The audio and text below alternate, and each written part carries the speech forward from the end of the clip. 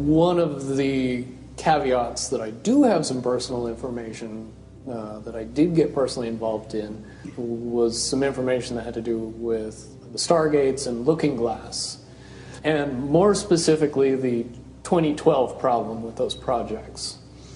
The popular opinion of what's out there right now is that the project was shut down because there was a problem when we approached 2012.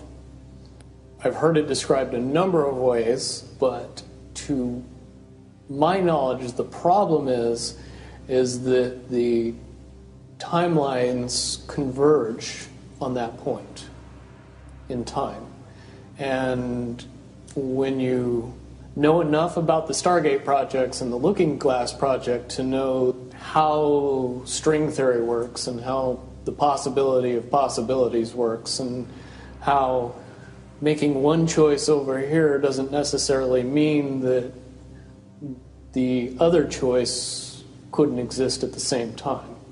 But once you get your brain wrapped around this subject, you find out that at the end of 2012, in an easy way to put it, the choices that we make become less and less consequential to the future.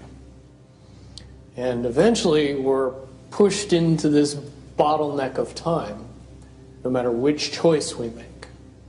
And that's important to the people that had access to Looking Glass because they would use Looking Glass knowing the choices that they would make and the future would pop up.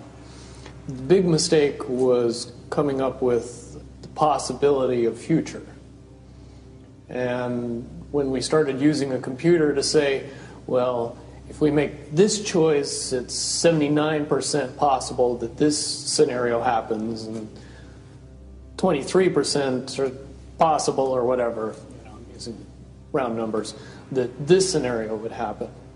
The understanding at the time was that was realistic. However, if you go down the road further and free will continues to exercise itself on this game, that 79% possibility sometimes changes very, very fast. But if you look at the situation in a point of time, it seems very realistic that that's the greatest possibility. What happened was people, very smart people, began to figure out that something big was coming up. Something that made it so all the possibilities of all the future scenarios of any choice, any possibility that was fed in and observed through the Looking Glass inherently ended up in the same future. And no decision, no possibility changed past a certain point. That's the big secret. All possible timelines lead to the same basic set of history in the future. That is what sends everybody that has all of the information, that knows everything, into a blind panic. The people that know everything about Looking Glass, that have gotten all the reports and all the information, the elites of the world, probably figured out that that was the end of the game. And nothing could be manipulated beyond that point.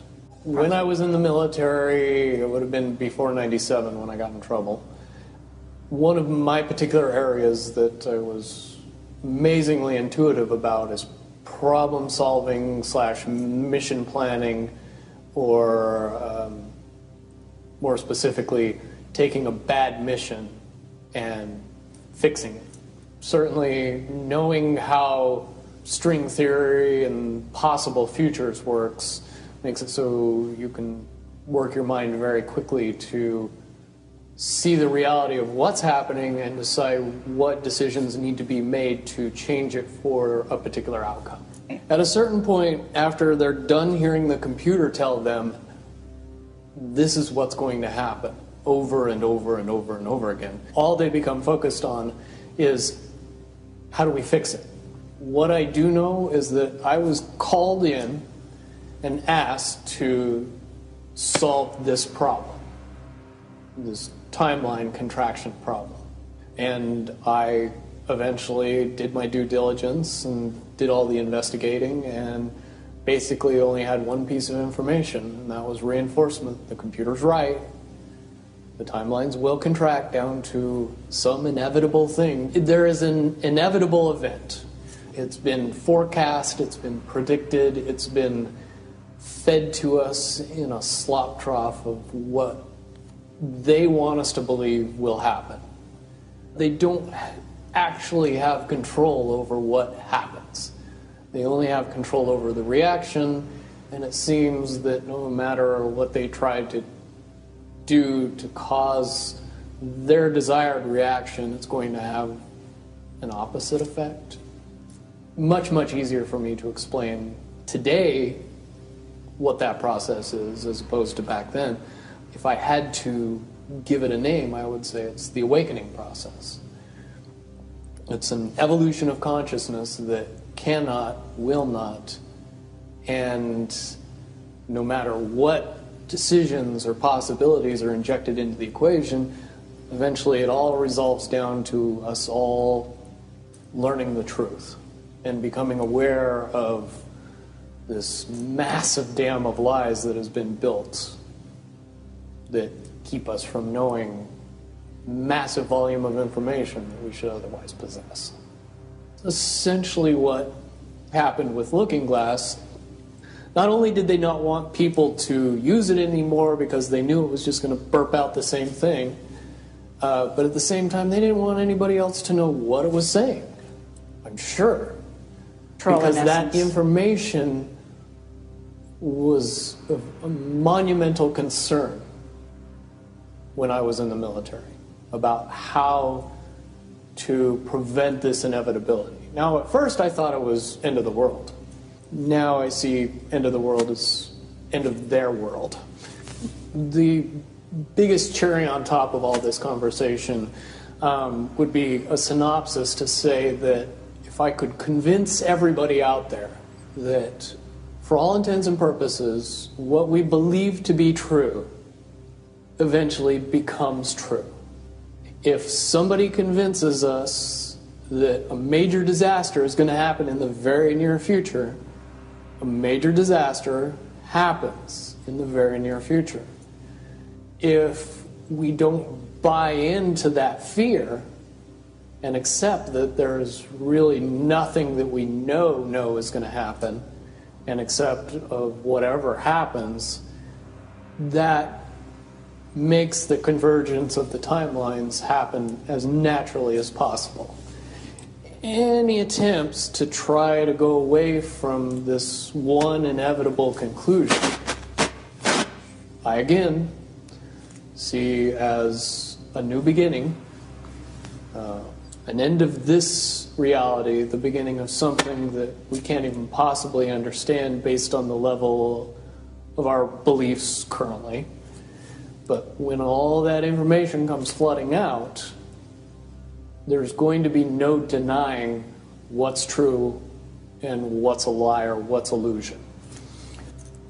Basically what we're experiencing right now is two master chess players sitting at the board. And one of them looks down at the board and sees that he's in checkmate in 7 moves. And he looks across at his opponent and he knows that his opponent sees it too. So there's no getting out of it.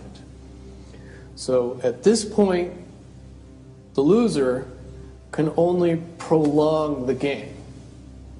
Both players know the game is over. It's only a matter of time before he does this, and then you're forced to do this, and then he's forced to do this, and eventually checkmate. We, as a race, if we could understand that the game is over, that based on the rules of the game, the bad guys have already lost, the good guys have already won. Yes, there's moves left on the table, but those moves are being forced by the player that is going to win. The only way that checkmate can't happen is if the player that's winning makes a mistake. But from all of the information that I've gathered, all of the information that's been given, all of the information that's been vetted to me, it seems pretty obvious that the good guy player on the side of the chessboard knows exactly what has to be done to win the game. And so at this point, any mistake would be all but impossible. But again, you really have to understand the game to know that the guy that's losing is lost. And I'm sure most people sitting watching a chess match between two advanced chess players know the game's over long after the two players know it's over. Because they can't see the board and see that there's only 7 moves left.